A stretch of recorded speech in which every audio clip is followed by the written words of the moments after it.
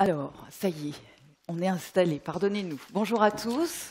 Bonjour, bonjour à tous. On est ravis de vous retrouver et d'entamer ensemble cette journée qui va être riche d'enseignements. Et alors, s'il y en a un qui peut nous enseigner pas mal de choses, c'est Sidney Toledano, qu'on a la chance de recevoir. Bonjour. Bonjour, bonjour tout le monde. PDG de LVMH Fashion Group, ça c'est depuis février 2018. Auparavant, vous avez été 20 ans à la tête de Christian Dior Couture. Vous êtes entré chez LVMH en 1994, hein, c'est bien ça. LVMH Fashion Group, est-ce que peut-être juste avant de commencer, vous pourriez rappeler qui sont ces marques que vous chapeautez? Alors, la liste est un peu longue, mais Ouais. ça représente une dizaine de marques. Et c'est un nouveau challenge que Bernard Arnault m'a confié. Il m'a dit, voilà, sauter d'un train qui est maintenant à haute vitesse.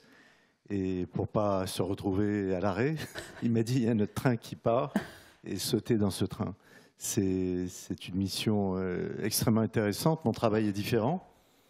Vous savez, j'étais au volant d'une, je crois, une Formule 1, ou certains disent une Ferrari. Et là, je ne suis plus au volant, mais je surveille les pilotes. Et voilà. Et c'est un travail passionnant parce que c'est un travail de transmission, de coaching, et dans un monde qui a complètement changé.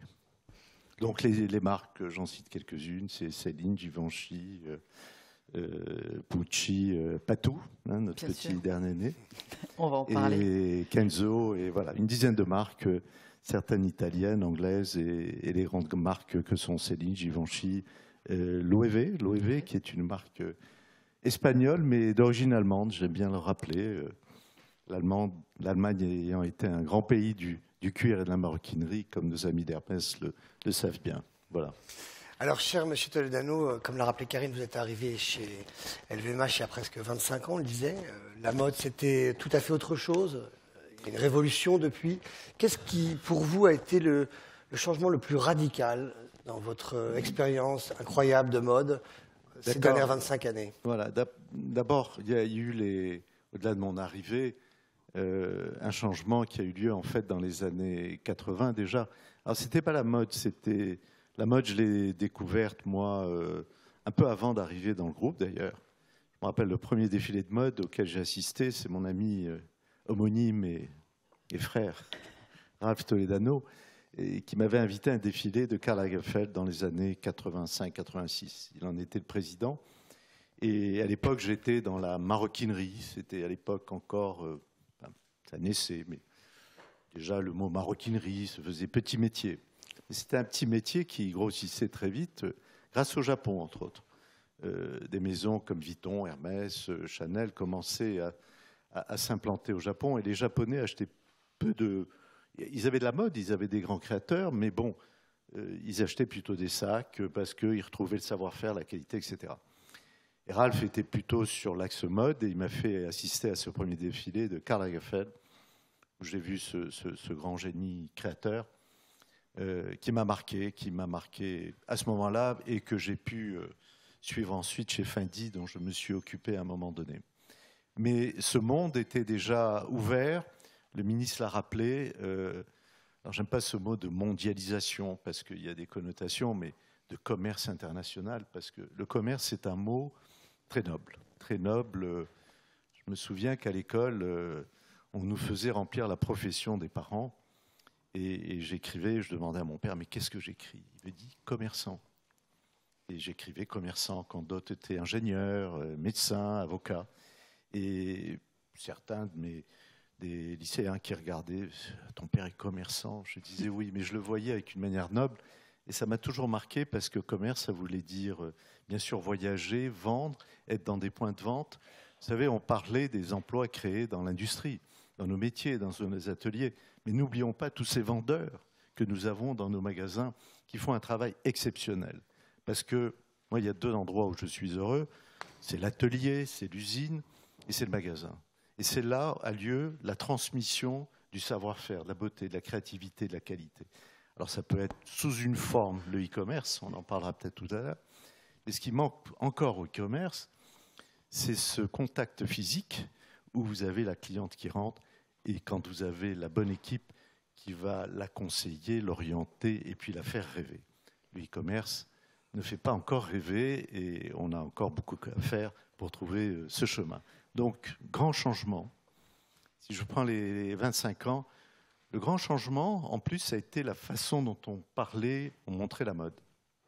Moi, j'ai connu les années fin 90, début 2000, où des grands génies créatifs, Galliano, Karl,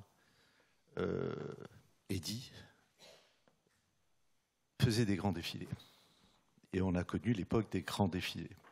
Et qui ont permis à toutes les marques de se nourrir, de communiquer à l'étranger, donner Quel des est images. celui qui vous a le plus marqué? Racontez-nous un défilé marquant. Alors, Un de John Galliano? Bah écoutez, celui qui m'a vraiment marqué et que j'ai en tête à chaque fois, c'est celui de 2007, janvier 2007, où John s'était inspiré, bien sûr, de l'origami japonais, de ces fameux obi qui sont ces grands nœuds. Et là, on a vu un défilé, alors peut-être pas portable, mais d'une beauté exceptionnelle. D'une beauté exceptionnelle, c'était peut-être le dernier. John avait un bras droit, plus qu'un bras droit d'ailleurs, qui était Steven Robinson, qui à la fin du défilé backstage, c'était 2007, c'était les 60 ans de Dior. Et à la fin du défilé, il me dessinait, on devait faire celui de juillet, c'était à Versailles. Il me dit « How to do better than that ?» Et je lui ai dit « Mais I'm sure you will do it, you will do it. » Malheureusement, Steven est mort un mois et demi après ça, dans des conditions. Et ça a été et je pense que ça a été le défilé qui m'a marqué au niveau de la beauté. Nous n'étions pas nombreux, enfin relativement. Ça avait été limité à 300 personnes. Et si vous lisez la presse de l'époque, vous verrez à quel point les journalistes ont su traduire la beauté, mais que ce soit dans le monde entier. Bon, il y a eu d'autres moments importants. Le premier défilé d'Eddy, je m'en souviendrai toujours, ça a été un tournant dans la mode. Tout à coup, une nouvelle silhouette. Chez Dior Homme. Chez Dior Homme. Ça a été une révolution au niveau de la mode masculine. Ça allait au-delà du...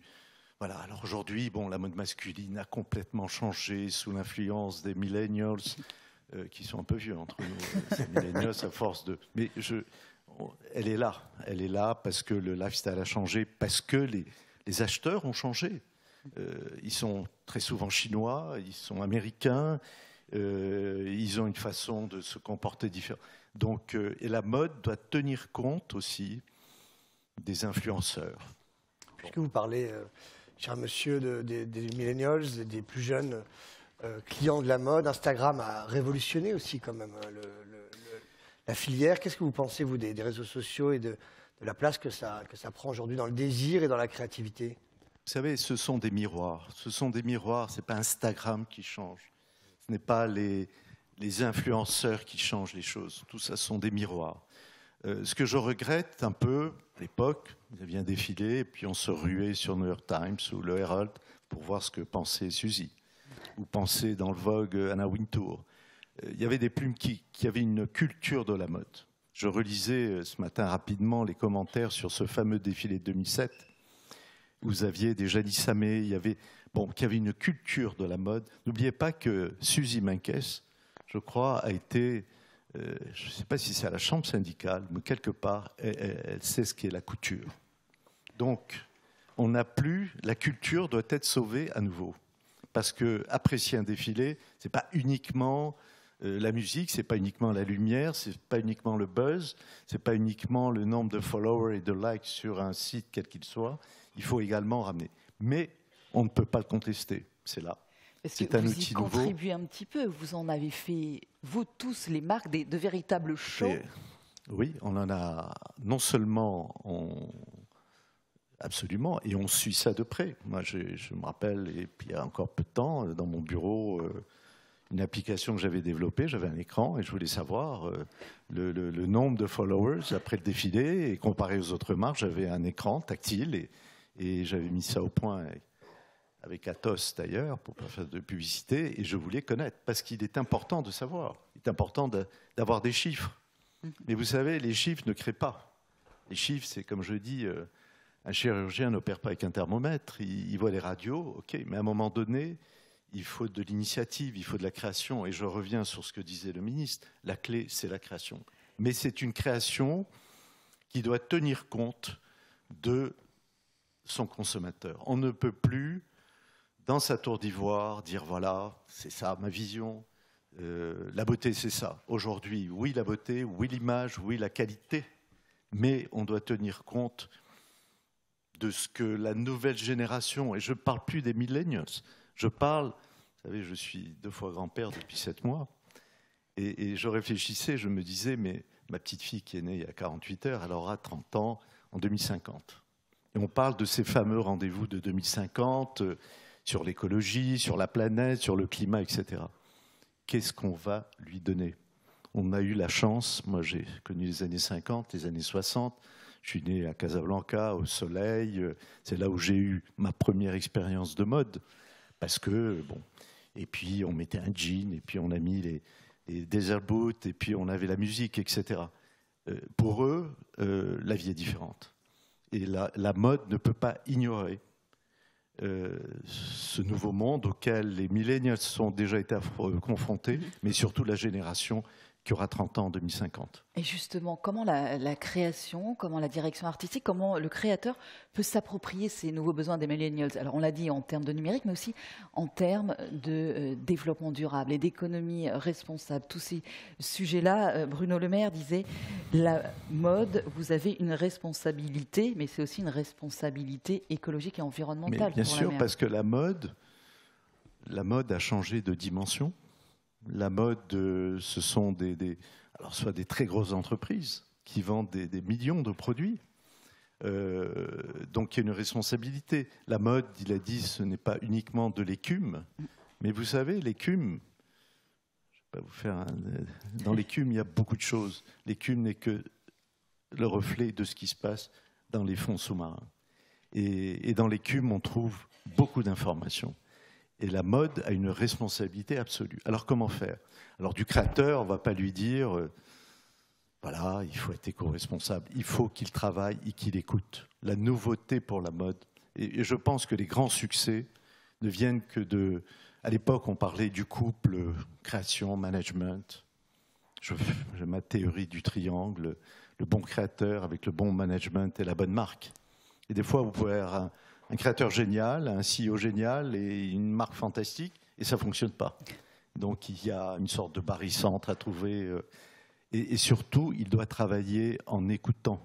On ne demande pas d'être un spécialiste du recyclage, un spécialiste du climat, mais l'information doit passer. Il y a une nouvelle façon, il faut travailler en commun, il faut savoir écouter. Et les managers doivent apprendre à communiquer avec des personnes créatives, qui sont par nature talentueuses, susceptibles. Il ne faut pas arriver en disant la collection était nulle et puis elle n'est pas ci, elle n'est pas ça. Il y a une façon de présenter. Et ce qui est intéressant à l'IFM, et je pense que ça sera une des caractéristiques, c'est que d'avoir mis du management et de la création, et puis tous ces thèmes que le ministre a évoqués, parce qu'à la St. Martin's School, que je trouve extraordinaire, on a beaucoup de génies qui en viennent, ils sont très dans la créativité. La France, le succès des grandes marques françaises, ça a été des artisans avec des créatifs. Des créatifs, et si des grands créatifs tels qu'un Galliano, qu'un Raf Simons sont venus travailler chez Dior, c'est parce que les ateliers, les petites mains savaient traduire leur idée. Aucun de ces créateurs ne fait des dessins au millimètre comme des ingénieurs. Et vous n'avez pas derrière des artisans qui appliquent les cotes. Non. C'est un regard, c'est un travail. Et ça a été le génie français de savoir traduire et la qualité. D'où ces grands noms que le ministre évoquait tout à l'heure, qui ont su... La durabilité, vous savez, elle était dans l'ADN de nos marques. Et les créatifs doivent comprendre ça. C'est une nécessité. Je dirais, il n'y a pas de choix. C'est une évidence. Comme l'interdiction de fumer, je veux dire, on ne discute plus, il faut aller dans ce sens et accepter cette contrainte. Et la créativité, sous contrainte, elle est encore plus forte. Est-ce que vous parliez tout à l'heure de ce triangle, le patron, la marque, le créateur? On a le patron ici. Et en tant que marque créateur chez LVMH, il se passe 2 choses passionnantes cette année.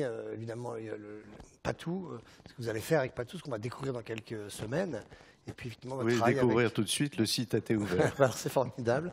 Et puis Fenty aussi avec Rihanna. Est-ce que c'est deux choses? Alors il y a une vieille maison française qui renaît, il y a une jeune femme avec beaucoup de talent. C'est un peu grand écart ou pour vous c'est la même chose? Écoutez, non, il y a des similitudes et il y a des grandes différences. Et dans le groupe, et c'est vrai même, je dirais, dans les personnalités managériales, il y a également des différences. Et je dirais notre Bernard Arnault a cette capacité à travailler avec des gens très différents, de religion, de nationalité, de sexe, etc. Et il a cette ouverture. Il est super inclusive, comme on dit aujourd'hui, et sur les projets. Donc le projet Patou, c'est un projet qui est né presque par hasard. Au début, on n'a pas eu un plan stratégique. La présidente est ici, elle ne me démentira pas. On a fait des budgets, mais il a fallu réfléchir en courant très vite. Ça a été une sorte de sprint, parce que des rencontres rapides avec Guillaume Henry, du hasard. J'ai donné un rendez-vous chez Carrette pour lui parler d'une autre marque italienne. Et puis il me parlait de Patou, parce qu'une semaine avant, il était au cimetière de Passy, il avait redécouvert Jean Patou, avec un logo d'ailleurs sur... Et puis il me parle de Patou, et moi j'essaie de lui parler d'une marque italienne qui commence par un P aussi. Et puis il ne sait pas qu'on a racheté Patou, parce qu'on l'a fait une semaine avant, et on ne sait pas comment d'ailleurs démarrer le projet. Et dans l'action, et puis ensuite avec Sophie Brocard, on a trouvé des lieux, on a trouvé des équipes. Et ça, c'est le propre d'une start-up où vous n'avez pas, et puis on n'a pas parlé de millions à injecter dans l'opération. Fenty, c'est différent. C'est la rencontre avec Rihanna, qu'on avait connue d'ailleurs chez Dior au tout début, dans Versailles. On avait fait dans les jardins de Versailles une petite campagne de pub avec elle, avec un bénéfice redonné d'ailleurs à une fondation. Et puis il y a eu cette idée de Kendo. Kendo, c'est une équipe ex-Sephora qui a imaginé le produit. Et on a vu une start-up comme un champignon. Franchement, c'était étonnant de voir en quelques années atteindre un chiffre d'affaires supérieur à 500 millions de dollars, parce qu'elle a cette personnalité d'une personne, c'est une chanteuse, c'est une personne généreuse et surtout entrepreneur. Et quand vous avez en plus un créatif qui comprend comment entreprendre, développer, etc., c'est juste incroyable. Et on s'est dit, on va le faire sur la mode. Donc on a Fenty Fashion, et qui aura la même dynamique. Donc ça, vous verrez. Mais les deux n'ont pas envie d'ouvrir des réseaux de boutiques. D'abord, c'est plus compliqué aujourd'hui. Et on ne leur a pas dit, c'est LVMH, vous pouvez y aller. Combien de boutiques, combien de divisions, combien de blindés, etc. C'est faux. On leur a dit, voilà, on veut vous voir dans un esprit start-up. Et ils vont surtout vendre en digital, e-commerce. Et là, c'est intéressant pour nous, parce que digital, il ne suffit pas de créer un site. Il faut voir comment l'internaute navigue dans le site. Il y a des choses très intéressantes là-dessus. Et qu'est-ce qu'il perçoit de la marque et comment communiquer avec lui. Donc ça se combine avec des espaces éphémères, etc., etc. Mais tout ça, ce sont des expériences, même pour moi, complètement nouvelles. Il y a 25 ans, je ne me disais pas le site, le pop-up store, l'éphémère. Vous êtes un millennial, vous aussi. Hein? Vous êtes un millennial. Je suis un millennial permanent. Voilà. Pour s'arrêter un petit peu sur cette jeunesse de Patou, où vous disiez parti un petit peu comme ça, sur la créativité, parce que quand on reprend quelque chose qui a existé, c'est encore une autre histoire. Comment on fait? On réécrit une histoire, finalement, on repart from scratch. Comment Guillaume Henry a travaillé? Écoutez, vous savez, on dit à chaque fois Guillaume, mais il y a des similitudes avec Jean Patou. Jean Patou, je rappelle, on est dans les années 20, les années 30, il décède en 36. Et des grands créateurs ont travaillé pour lui. Karl a travaillé pour Jean Patou. Et puis, il faut se mettre dans l'esprit. Et c'est ce qui a été fait avec Dior. Dior, il y a eu des essais. Gianfranco Ferré avait essayé à travers la haute couture. Mais il est resté trop dans les codes. Parfois, il faut s'en éloigner. Ça a été le génie de Galliano, qui, dès le premier défilé, paf, il fait autre chose. Il fait autre chose, donc il faut créer une tension. Il faut savoir sentir l'air du temps. Je crois que c'est M. Dior qui disait il faut sentir le vent dans les feuilles. Et c'est ce qu'on appelle l'air du temps. Mais c'est l'air du temps. On n'invente pas l'air. Il faut le sentir. Donc nos créateurs ont des antennes Et ces antennes leur permettent de capter. Et il faut qu'ils les tournent dans le bon sens. Et si on peut les aider dans ce sens-là, c'est juste, on sait qu'ils ont les antennes, c'est eux qui ont la vision. Mais des fois, il faut regarder plutôt à l'est ou plutôt à l'ouest. Voilà, c'est ça où le CEO doit aider. Une fois qu'ils ont senti la personnalité, l'esprit de la marque de Patou, le nom, vous savez, Dior, moi j'ai grandi dans les années 50-60, à ma casa on disait Dior. Alors Christian Dior, bien sûr, c'est le respect du nom. Jean Patou, on peut dire Jean Patou, mais aujourd'hui dire Patou, c'est une idée de Guillaume. Il m'a dit, Siné, on va dire Patou, Patou c'est sympa, Patou c'est frais. Et ces idées-là vous permettent de refaire naître une idée. Alors après, vous retrouvez les vintage, vous retrouvez les modèles, et ça c'est les créatifs qui vont twister, parce que son idée, c'était pas de relancer de la haute couture, c'était la parisienne.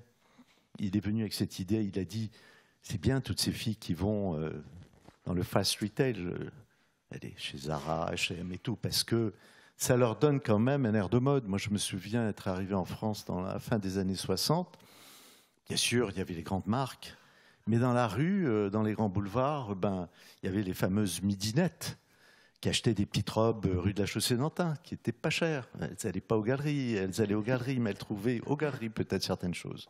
Mais vous voyez, ils voulaient que la parisienne ait également une identité au niveau de la création du style. Et c'est ça l'idée maîtresse. Donc on ne va pas concurrencer Dior avec Jean Patou, mais on voudrait que la parisienne retrouve son esprit. Est-ce que vous allez officiellement enlever le Jean, comme on a enlevé Yves un jour d'une marque, ou vous allez garder le Jean Patou et Jean Patou reste de la même manière que... C'est moi qui ai enlevé Christian. Je veux dire, c'est idiot, je n'ai pas voulu enlever Christian. Sauf que lorsque vous écrivez Christian Dior dans un magasin et que les autres ont quelques lettres, c'est de l'impact. Donc on a mis Dior. Et la Chine, quand je suis arrivé chez Dior, mon premier voyage, je l'ai fait en Chine.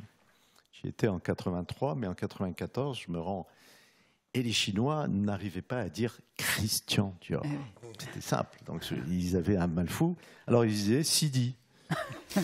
C'est bien Alors, aussi. Sidi, j'entendais Sidi, moi, d'origine du Maroc. Je me dis, mais c'est qui ce Sidi en question? Donc effectivement. Sidi par-ci, Sidi par-là, je croyais qu'il s'adressait à moi. Et donc on a fait quelques tests et Dior passait beaucoup mieux. Voilà, c'est aussi simple. Mais Christian Dior reste non seulement sur les étiquettes, vous le voyez, donc le respect de Christian Dior. Donc Jean Patou restera, mais Patou c'est plus simple. Ouais, Patou, on retient. Mais justement, vous parliez du travail de Guillaume Henry. Quelle est la place du créateur aujourd'hui? Est-ce que ça, c'est pas aussi un changement radical par rapport au moment où vous avez commencé?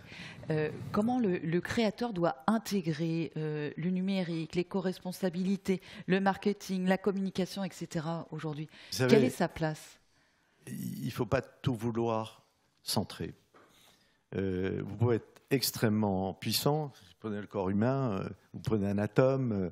Bon, il y a le noyau central, mais il n'y a pas que le noyau. Il y a tous les électrons qui tournent autour. Et puis tout ça peut être un peu quantique. C'est mes souvenirs de physique. Et puis j'étais avec un prix Nobel il y a encore 48 heures. Et en mécanique quantique, vous avez quand même l'atome qui est dans un mouvement dit désordonné, brownien, mais qui n'est pas si désordonné que ça. Donc il faut l'intelligence de laisser au créateur. Bien sûr, c'est lui qui donne le là. C'est lui qui aura une vision. C'est ses antennes à condition d'être bien orienté. Mais après, il faut immédiatement communiquer. Alors avant, c'était les ateliers. Enfin, toutes ces robes, elles ne sont pas faites. Ce n'est pas le créateur qui, à part certains, à part mon ami et regretté Asdin Alaya, qui non seulement, il dessinait même pas, il coupait directement. Et comme Vivier, le fameux créateur de souliers, il coupait directement. Et c'était la main et le cerveau en même temps. Ça n'est plus possible aujourd'hui. Donc vous avez le cerveau qui va instruire les ateliers, les modélistes, et je reviens à l'IFM et je vois mon ami Xavier en face qui me surveille. Et il a raison, parce que les modélistes, c'est extraordinaire, c'est comme dans les ateliers de maroquinerie, c'est le prototypiste qui coupe, qui monte. Mais à côté, il y aura le directeur de l'industriel, il y aura quelqu'un qui va être représenté également tout ce qui est durable, développement durable. Il y aura également, pas loin, quelqu'un qui vérifiera qu'au niveau de l'éthique, tout est conforme. Parce que là, et chez LVMH, on a monté le programme LIFE, on a toutes les conditions d'éthique, sur l'inclusivité. Donc on fait des grands séminaires, tout le monde en parle. Et je dis à chaque fois, il faut qu'il y ait ces personnes pas loin du studio, pas loin. Parce que, vous savez, le corps humain arrive à gérer l'émotion, l'intelligence. Et je pense qu'il y a un petit cerveau au-dessus qui fait en sorte que le cerveau gauche et le cerveau droit puissent s'échanger. Parce qu'on en a deux, ok, mais qu'est-ce qui se passe quand il y a des tensions? Qu'est-ce qui se passe quand l'émotion me pousse vers le désir, etc. Je ne vais pas faire de la psychanalyse avec le rationnel. Mais il y en a un au-dessus qui fait en sorte que les choses passent entre elles. Et ben, le au-dessus, je pense que c'est le rôle aujourd'hui appelez ça un CEO, un président, un dirigeant, mais qui doit ne plus donner des dictats, mais il doit sentir les deux et coordonner ça. Mais ça, j'y crois. Et je crois que cette transparence, parce qu'on va voir des... Écoutez, vous savez ce qu'est une turbulence? Ce n'est pas l'absence. On dit c'est un trou d'air, ça ne veut rien dire. Une turbulence, ce sont des vents contraires, ascendants et descendants. Et on va vivre des turbulences. Mais le bon pilote, pas celui qui va changer de cap et dire... Ma femme, souvent dans l'avion, me dit « Mais pourquoi le pilote, il ne change pas? Pourquoi il sort ?» Je lui dis « Il ne peut pas. Il est sous contrainte. Il y a peut-être un avion dessus, mais il y a une tour de contrôle qui guide. En cas de turbulence, soyez rassurés. Mais soyez rassurés que le pilote ait des cheveux blancs. Parce que, bon, c'est le seul moment où je dirais que l'expérience peut servir. Vous parliez d'intelligence et d'émotion. Alors, il y a une autre forme d'intelligence qu'on voit apparaître, dont on parle beaucoup en ce moment dans la mode, c'est l'intelligence artificielle, qui peut être un outil formidable ou un meilleur ennemi, on ne sait pas encore. Comment vous appréhendez ça aujourd'hui? Est-ce que, évidemment, il y a la créativité, et puis qu'est-ce qu'on va faire de toutes ces données? Comment les utiliser? Vous savez, je viens de ce monde-là, puisque mon début de carrière, je ne l'ai pas fait dans la mode, mais j'ai travaillé chez Nielsen, où j'étais dans une équipe. Alors, on n'appelait pas ça de l'intelligence artificielle, on appelait ça data scientist. Donc, j'ai travaillé les données, etc., et développé des algorithmes. D'abord, j'ai horreur de ce mot d'intelligence artificielle. Ou c'est intelligent ou c'est pas intelligent. Hein. Intelligence artificielle, bon. Les robots... certes, on va être aidé de la même manière que des chirurgiens opèrent aujourd'hui, aidés par un système d'information qu'on utilise, Waze, pour venir à Bercy et être à l'heure. Il y aura de l'intelligence qui va aider. Mais dans la mode, on n'a pas encore trouvé ce niveau. Vous savez, l'idée, elle vient un peu par hasard. Celui qui est créatif, c'est celui qui sait écouter. Sa petite voix qui lui dit « essaye ça ». Et il est courageux. Il n'y aura pas un algorithme courageux. Il faudrait avoir des algorithmes courageux qui prennent toutes les données. Ils ne feront que refléter. Vous savez, ça me rappelle les réunions avec les commerciaux dans certaines entreprises où j'étais qui m'expliquaient que ce qui se vendait la saison précédente, c'est ça, il faut refaire la même chose. Eh ben non, c'est pas comme ça. Or, les algorithmes ne peuvent calculer, ne peuvent faire des corrélations qu'avec des données du passé. Ils ne peuvent pas inventer, c'est impossible aujourd'hui. Donc, les créatifs n'ont pas à s'inquiéter, qu'ils aillent dans nos écoles de mode et apprendre avec les mentors comment être créatif. Mais les outils, bien sûr. Juste pour terminer, quel est le créateur qui vous a le plus marqué? Alors, marqué, vous savez, j'ai beaucoup de marques. Le problème, c'est de savoir... j'ai beaucoup de marques. Mais celui dont je voudrais, c'est Karl Lagerfeld. Pas parce qu'il était plus génial que d'autres étaient plus géniaux, ont été des trendsetters, mais Karl avait une qualité que j'apprécie de plus en plus, c'est sa générosité. Je l'ai dit au moment où on avait fait l'événement pour Karl, et quand on m'a posé la question, j'ai dit sa bienveillance, générosité, il n'y avait plus de rapport économique entre nous, ni de pouvoir. Et puisque je m'occupais plus de Fendi, jusqu'à nouvel ordre de Chanel, que je respecte beaucoup et qui est extrêmement bien dirigé, donc je n'avais pas de rapport, et il continuait de m'écrire. Et je me souviens encore de ce détail où il m'a envoyé un bouquet de fleurs pour la fête des pères, et avec un mot de 3... Voilà, c'était la générosité. Je crois que son expérience, sa maturité, ont fait qu'il a compris que... Et puis, il était au service des marques, que ce soit Fendi ou... Voilà, il avait ce service et cette intelligence. Et puis, il a capté cette génération. Il avait des capteurs dans tous les sens, lui. Donc, je crois, mais d'autres, Et j'ai parlé de John et d'Eddie et de Raph, et je pourrais en citer nombreux. Et bien sûr, mon ami Alaya, avec qui je n'ai jamais travaillé, mais avec qui j'ai beaucoup parlé. Merci beaucoup. Merci. Merci beaucoup, Sidney Toledano. Alors, c'est vrai qu'on aurait aimé encore vous garder encore pendant une demi-heure. On a reparlé de tout le reste, mais aujourd'hui, on a parlé de création avec vous. On était ravis. Merci beaucoup à vous, Sidney Toledano. Édouard.